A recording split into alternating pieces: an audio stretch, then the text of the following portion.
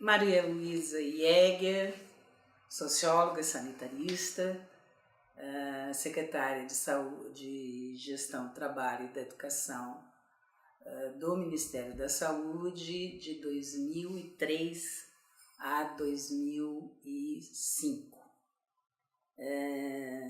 Como é que chega lá? Como é que eu acabei nesse lugar? E aí eu acho que um pouco é importante falar, eu sempre digo que eu sou um pouco contadora de história, então contar um pouco a história da minha vida. Eu sou formada em Ciências Sociais pela Faculdade de Filosofia da Universidade Federal do Rio Grande do Sul, venho de movimento sindical e de do movimento contra a ditadura, da luta armada, da ação popular.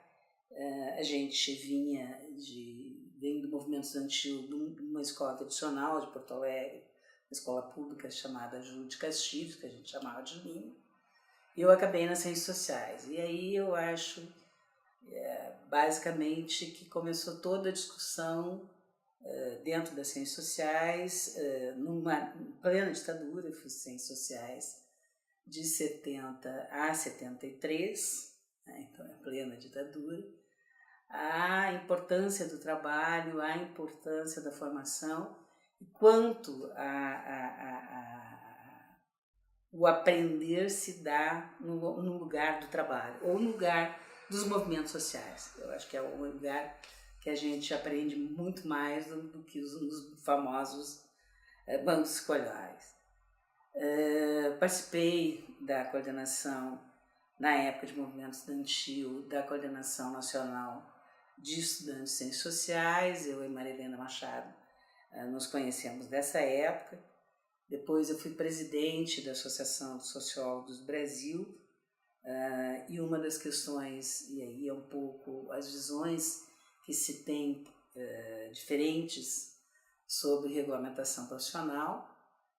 Eu era presidente da associação e nessa época havia uma grande discussão no conjunto dos profissionais ou formados em ciências sociais ou os chamados grandes sociólogos, estilo Florestan, estilo Fernando Henrique, estilo Ottaviani, né, sobre a regulamentação profissional.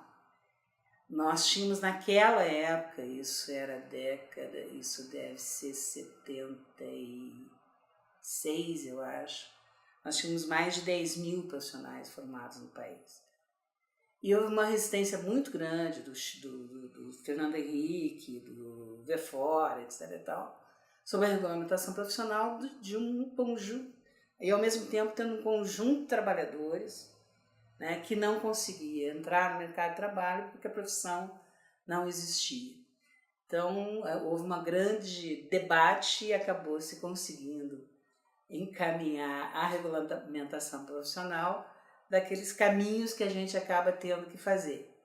Depois a gente vai falar sobre alguns caminhos que a gente usou no governo Lula. A gente acabou regulamentando a profissão. A gente tinha um projeto que tinha sido discutido desde a época do movimento estudantil, depois foi discutido já na Associação de Sociólogos do Brasil, e era ministro do Trabalho o Carlos Chiarelli. Isso é durante a ditadura, eu não me lembro se é Figueiredo, eu acho que é Figueiredo. Só que a mulher dele era socióloga, tinha se formado em Ciências Sociais, e a gente acabou, numa negociação com ela, acabou conseguindo encaminhar para o Congresso Nacional, e acaba se criando a profissão de sociólogo, e acaba se criando, inclusive, no plano de carreira do governo federal, a categoria nos mais altos salários do governo federal. Depois eu vou comparar isso a toda a luta que os agentes comunitários de saúde fizeram em relação à sua profissão. Então, tu tem que saber o momento político e de como utilizar determinados espaços para fazer determinadas coisas. Desde que eu comecei a trabalhar, que foi ao mesmo tempo que eu fiz Ciências Sociais, em 1970, na área de saúde, eu sempre trabalhei com gestão, sempre trabalhei na gestão central da Secretaria de Saúde do Estado, depois trabalhei na Assembleia Legislativa do Estado, fiz curso de Educação e Saúde na Faculdade de Saúde Pública de São Paulo, no ano que o Herzog foi assassinado, né, e era uma faculdade absolutamente de direito, mas a gente conseguiu que nenhum aluno fosse no dia da missa do 7º dia, que foi o dia que o Geisel resolveu visitar a Faculdade de Saúde Pública. Então, foi um curso muito ruim, mas ajudou na discussão sobre a formação na área de saúde pública e acabou também ajudando na criação do famoso curso da Faculdade de Saúde Pública de São Paulo. Foi primeiro um curso para médicos, né, que formou o Emerson, que formou o Gastão, formou o Davi Capistrano. Todos eles fizeram esse curso quando o Jatene, não era o Jatene, era o...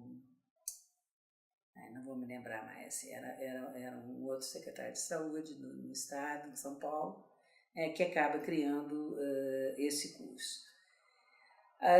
Quando eu volto a Porto Alegre, eu acabo indo para a Assembleia Legislativa e eu participo, já na década de 80, né, de todo o processo do processo de discussão da democratização do país, no movimento da luta pela democratização do país, e participo da Secretaria Nacional de Saúde da CUT, da Central Única dos Trabalhadores.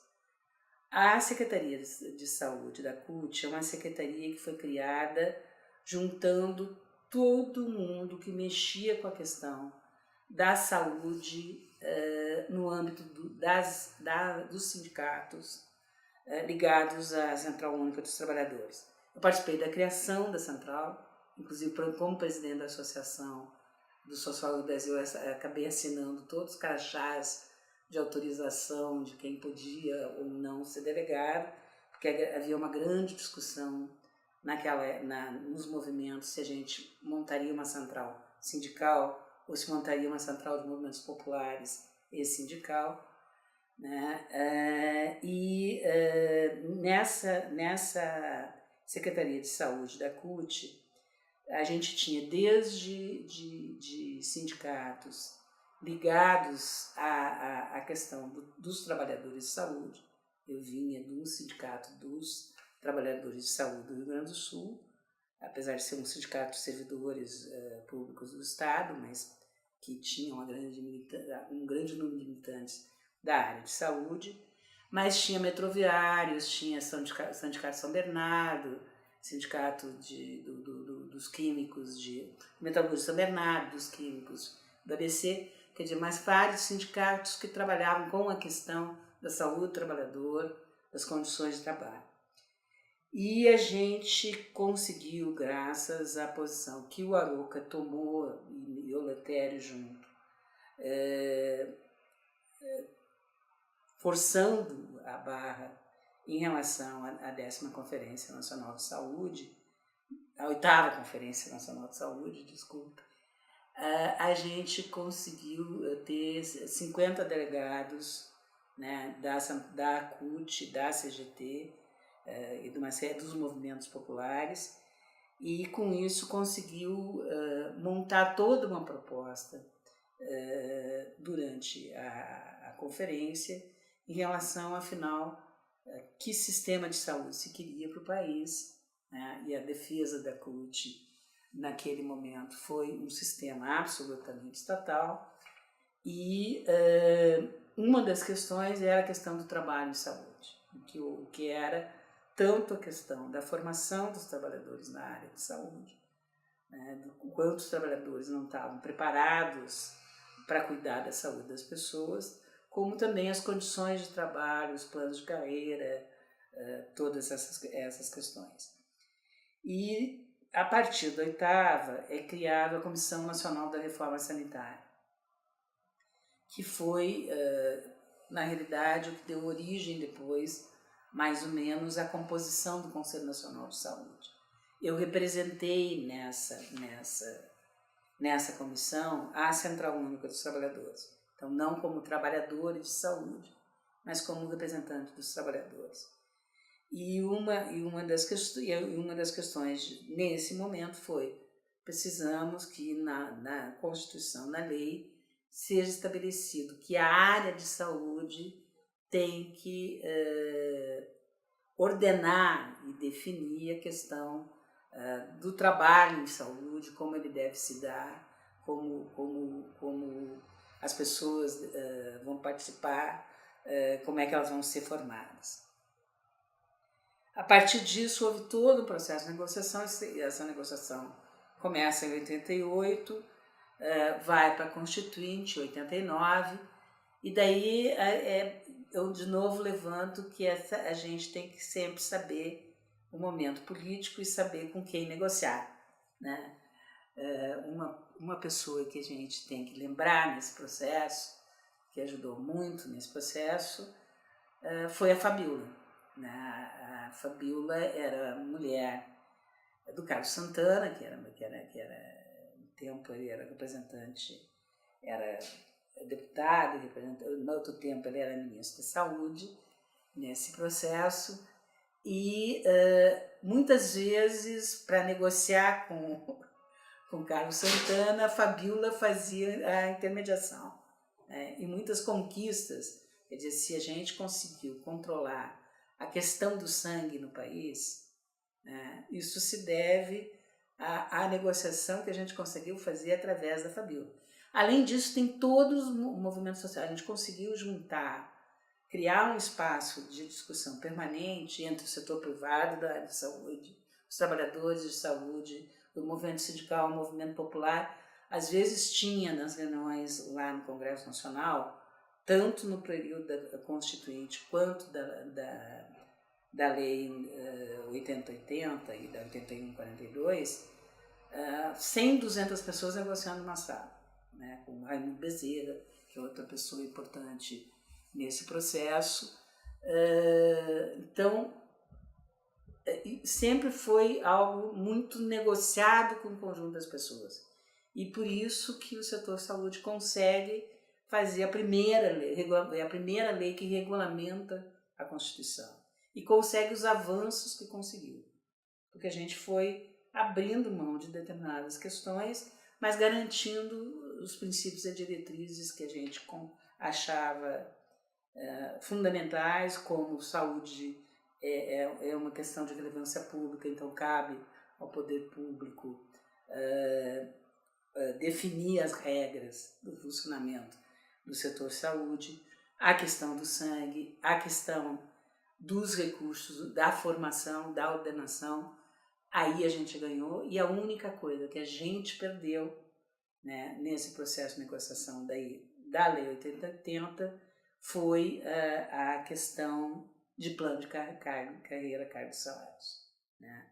Se vocês vão para o original da proposta, que foi votada no Congresso Nacional, foi aprovada no Congresso Nacional, está lá toda a proposta de como montar o plano de carreira.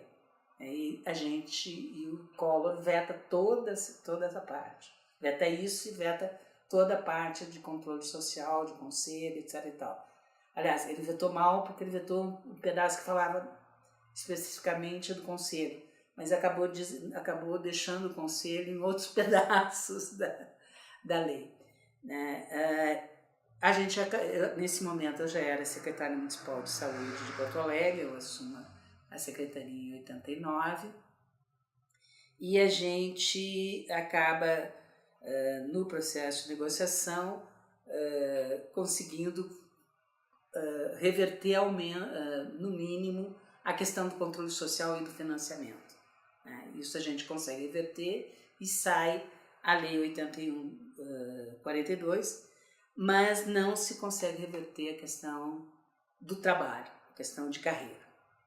Esse foi a grande derrota que a gente teve naquele momento.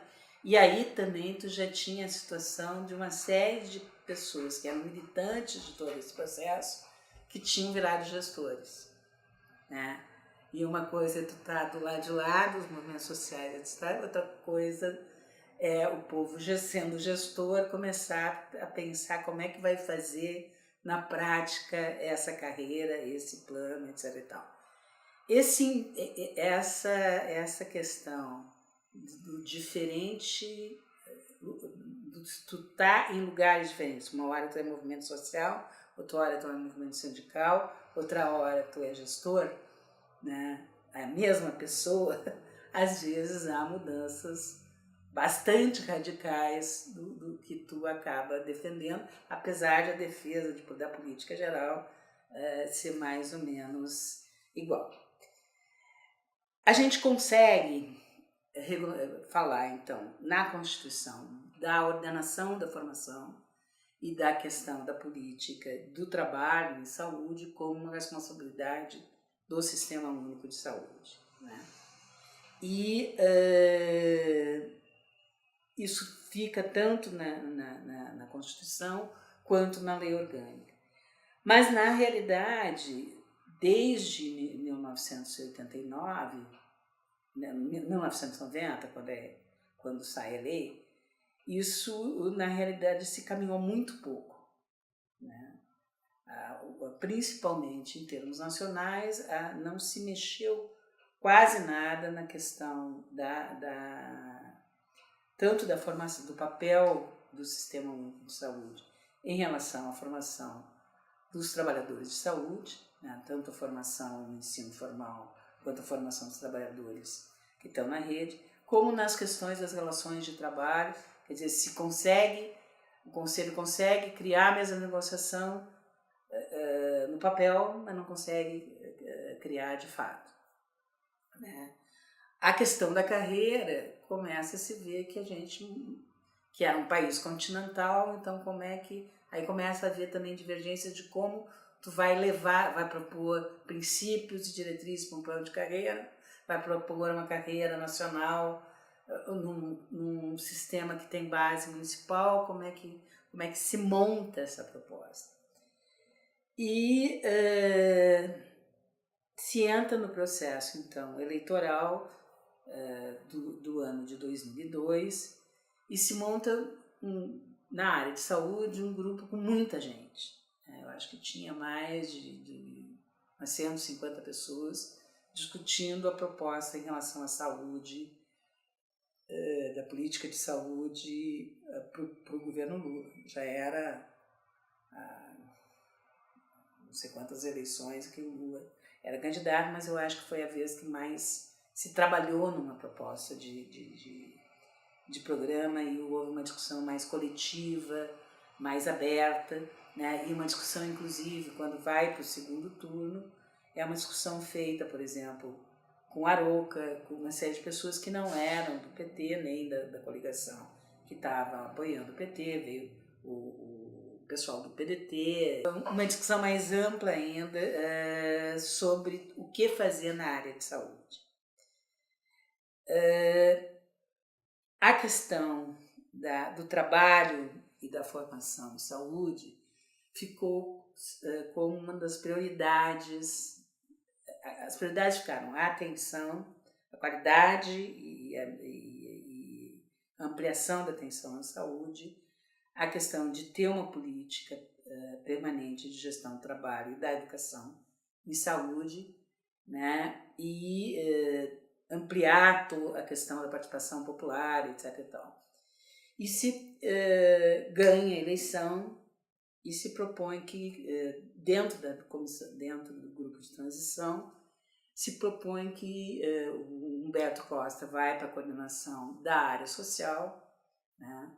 E se propõe, então, que a gente já entrasse no Ministério, mesmo antes de mudar a estrutura de fato, né? Aliás, mesmo antes de mudar a estrutura de direito, se mudasse a estrutura de fato, né? Se reorganizasse todo o Ministério da Saúde, juntando, de um lado, toda a questão da atenção à saúde, questão da vigilância em saúde, a gestão do trabalho e da educação e a questão da participação, né, e do controle social. Humberto acaba fazendo essa proposta, Humberto acaba me convidando para ser a secretária, porque na realidade eu não era, de um lado, eu não vinha de universidade, eu vinha de gestão, né? Não vinha da academia, eu não era de nenhuma profissão considerada uma profissão da saúde, né? E tinha toda uma militância dentro do PT, dentro do movimento sindical, conhecia todo mundo nesse processo. Então, assim, eu acabei, depois de ser secretária, eu fui secretária de Estado, a gente vinha também, lá se fez toda, secretária de Estado do Rio Grande do Sul, e lá se fez todo um trabalho também em relação à questão da formação e em relação a gente deixou feito com o Unescom uma proposta de carreira para o estado do Rio Grande do Sul. Então aí eu acabo assumindo a secretaria e a gente passa o ano de 2003 basicamente primeiro discutindo a estrutura, quer dizer, já se entra com uma Secretaria de Gestão, Trabalho e Educação, e se discute então quais são as atribuições dessa secretaria dos seus departamentos. Estava dentro dessa secretaria a parte toda referente aos movimentos, à educação popular, aos movimentos sociais, a relação na questão de formação dos movimentos sociais. Tá? Isso a gente acaba, quando sai o Humberto do Ministério da Saúde, a gente acaba passando para a Secretaria de Gestão Participativa, por achar que poderia haver problemas nas relações com os movimentos sociais, né, na nova administração, e era fundamental a continuidade de tudo que tinha sido construído com o movimento das mulheres, com todos os movimentos sociais da área de saúde, né, movimento negro, etc., com todo mundo que tinha se trabalhado. A gente vinha já a história no Rio Grande do Sul e na prefeitura de Porto Alegre, a gente vinha sempre numa discussão de que era absolutamente necessário, de um lado, ter uma relação com o conjunto das instituições formadoras da área de saúde, e aí mexer nessa formação, a responsabilidade das instituições formadoras com a gestão do Sistema Único de Saúde, quer dizer, a necessidade da formação permanente dos trabalhadores que estavam na rede, né? O acesso do conjunto desses trabalhadores, independente de se ele tivesse doutorado ou se ele fosse recepcionista, a formação, a congressos, a tudo. A gente fez o congresso da Brás em Porto Alegre, quando estava na prefeitura, e a gente abriu o congresso para todos os trabalhadores da secretaria.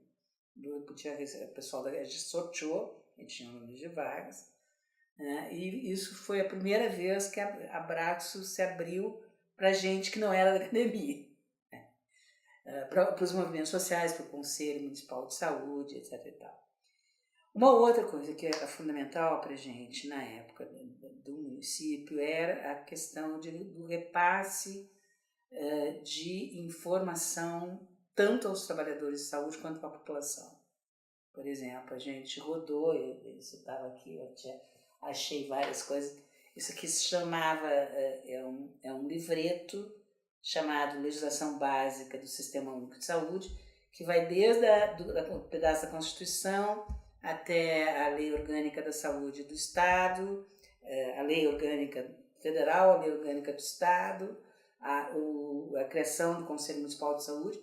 Isso aqui a gente editou umas 15 mil cópias, né?